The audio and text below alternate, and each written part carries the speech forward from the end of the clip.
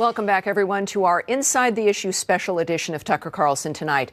The shooting in Parkland, Florida, produced a wave of anti-gun activism across the country, and it has not been limited to Democratic lawmakers.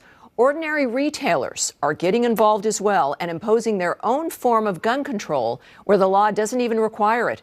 Fox's Hillary Vaughn went to investigate this new trend. Here's what she found.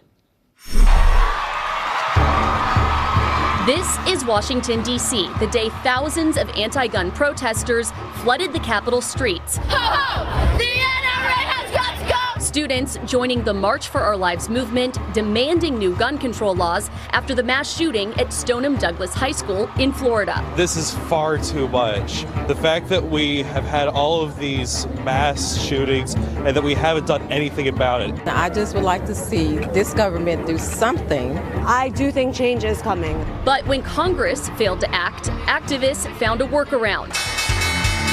Wall Street.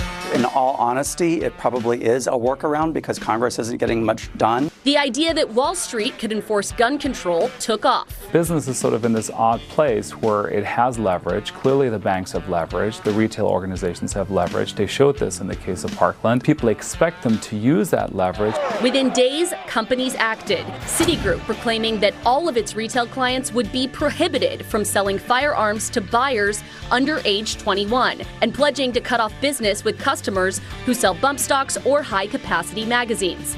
Bank of America was next, announcing they would no longer offer loans to manufacturers that make assault rifles. The movement sparking controversy from some in Congress, like Senator John Kennedy of Louisiana, who argues big banks going rogue and creating their own gun control policy actually violates federal law. So he introduced a bill blocking banks that blacklist lawful industries from receiving government contracts. If they got in trouble tomorrow, I guarantee you they would both come to the United States Congress whining for a bailout, asking for taxpayer money, and they wouldn't say, oh, we only want taxpayer money from people who agree with our gun control. They'd take everybody's taxpayer money.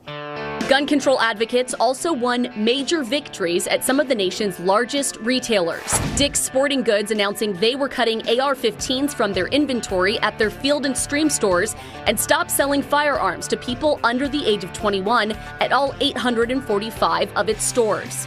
Some businesses started targeting the NRA, National Car Rental, Enterprise Car Rental, even Yeti Coolers, nixing discounts for NRA members. The NRA says this blacklisting campaign against them has threatened their day-to-day operations, filing a lawsuit in U.S. District Court in New York after they lost insurance coverage, saying the push to ban the gun group has cost them millions of dollars in damages. But joining the trend has also cost some companies millions. In Georgia, Delta Airlines lost a $38 million tax cut after Delta ditched their NRA discount. In Louisiana, the Bond Commission voted to block Citigroup and Bank of America from financing a $600 million highway construction project after they placed restrictions on gun purchases. And they should be making sound business decisions that, for their shareholders, not trying to be on the right side of what's popular politically. Wow, Hillary Vaughn joins us now. Great job. This is with everything going on in the world and the elections and everything. This kind of stuff continues more kind of under the radar. But when it comes to the banks, they've historically used sometimes their power to implement discriminatory policies when it comes to lending. The government has stepped in to stop that kind of dynamic. And yet now there are even Republicans suggesting that it's the free market that is causing this. With your investigation, do you agree that this is a normal free market event that's occurring?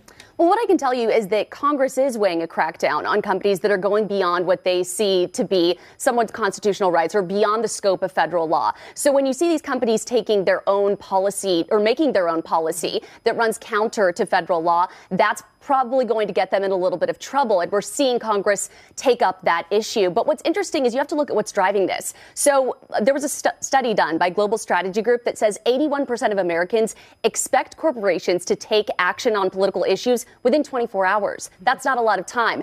You also have to look at what millennials and the factor they play in this in social media. There are tons of viral social media campaigns with hashtags urging companies to take a stand on issues, blacklisting companies if they don't. So 46% of millennials actively research what political stances companies have before they decide to give them their business. But there are critics who look at this and say, where are we headed? Is this a sustainable thing to do? Right. And so that's something that, of course, Congress is going to have to look at as well. Well, look, private business is one thing, but then you're dealing with the banks, as you've noted in your piece, that get taxpayer dollars that are propped up, especially after the mini crash in 2007 and 8, as they're going against a civil right, against a constitutionally protected right, is an entirely different dynamic. If you don't like the Second Amendment, engage politically, right? This is something very different, and yes, is extremely worrisome. Great job.